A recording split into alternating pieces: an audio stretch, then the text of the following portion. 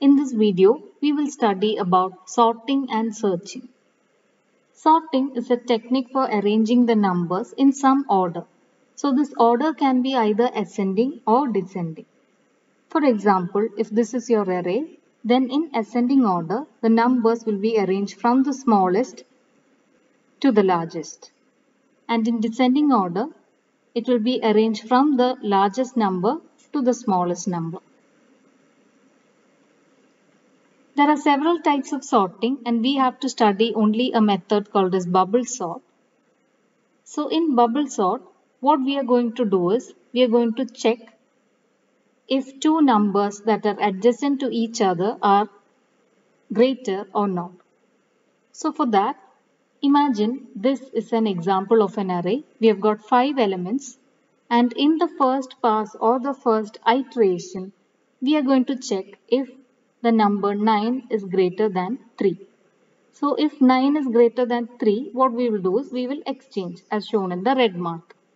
Then we are going to check if 9 is greater than 5. Yes, so 9 and 5 will be exchanged. Then 9 will be checked with 4.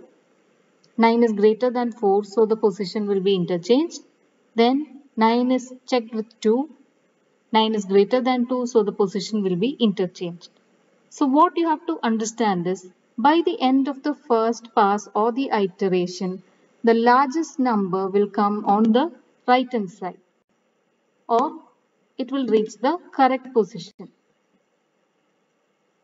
So here we have got 5 elements, but the number of comparisons that we did was n minus 1 because the number need not be compared with itself. So the number of comparisons you can count 1, 2, 3 and 4. So we did 4 comparisons. Then we go to the second iteration and we begin from the starting of the array. So again 3 is compared with 5. It need not be interchanged because 3 is less than 5. Then 5 is compared with 4. So 4 comes in the first position. Then 5 is compared with 2. 2 and 5 are interchanged. So 5 will come over here. So by the end of the second iteration or the second pass, the second largest number also comes to its correct position. Also remember, we don't have to touch the number 9 because it is already in its correct position. So here the number of comparisons that we did is 3. Next is the third iteration. So again we begin from the starting.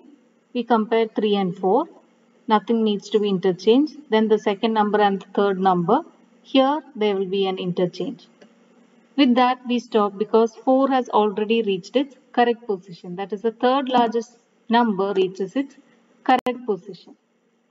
Then the number of comparisons that we did for the third iteration was 2. Similarly for the fourth iteration. So with that the number of comparisons will be equal to 1.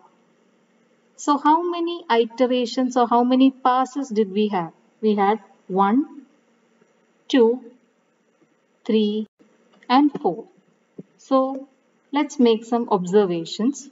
That is, if the number of elements were n, that is in our example we are going to use 5, then how many iterations will we require? We require n minus 1 iteration or n minus 1 passes. That is, we will have 4 passes. And the number of comparisons inside each pass. You can see here that the number of comparisons that we did for each of these passes are written over here. So that is calculated using n minus I minus 1, where I is the current going on pass. So if the pass is 0, then we will require 4 comparisons. If it is the second pass or I is equal to 1, then we will require 3 comparisons. That is n minus I, which is 1 minus 1 equal to 3. And it goes on like this. So these two values that you have to remember. Number of iterations will be n minus 1 and number of comparisons inside each iteration will be n minus I minus 1. So why do we require only n minus 1 comparison? As I told you earlier, a number need not be compared with itself. It needs to be compared only with the other remaining numbers. So that is why we need only n minus 1 comparisons. So let's write the program to do a bubble sort. This is a very famous question and it will be most likely be asked in the question paper. So you have to declare a few variables and after that you are going to prompt the user to enter the size of the array and all the elements of the array are read using a for loop. Then comes our actual program where you have to write two for loops. The first for loop is used for the number of passes or the iteration and the second for loop is for the comparison of each pass.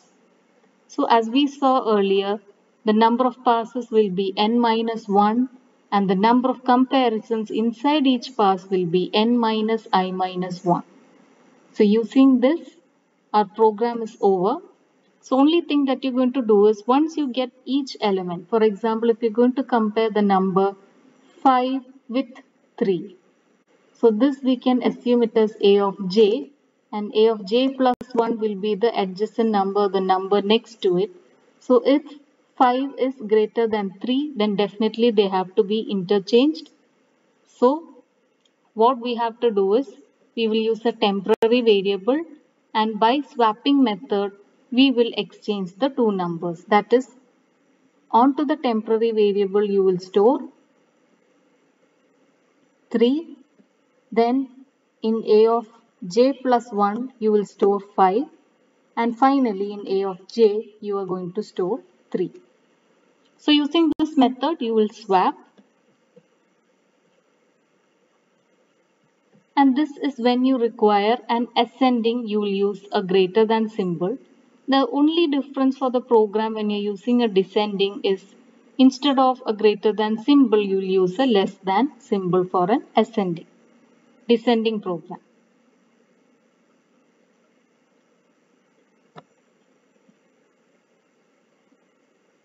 This line is used when you're using for an ascending program, but when you're asked to arrange the numbers in descending order, the only change in this entire program is you have to change this sign to a less than sign. So that is the only difference between an ascending and a descending program. Then finally you have to print the sorted array and that is printed using a for loop till up to n. Next you have to print the largest, smallest and the second largest number of an array. As usual, you have to sort the array using a bubble sort like what we saw previously. The only difference is that you can print the values of the largest number using a n minus 1. Then the smallest number will be a of 0 and the second largest number will be a of n minus 2. For example, if this is your array, then if you have n elements, the last element is given by n minus 1, that is the largest number, and the smallest number will be given by a of 0, which is the first element, and the second largest number will be given by n minus 2. So likewise, you can print any number in this.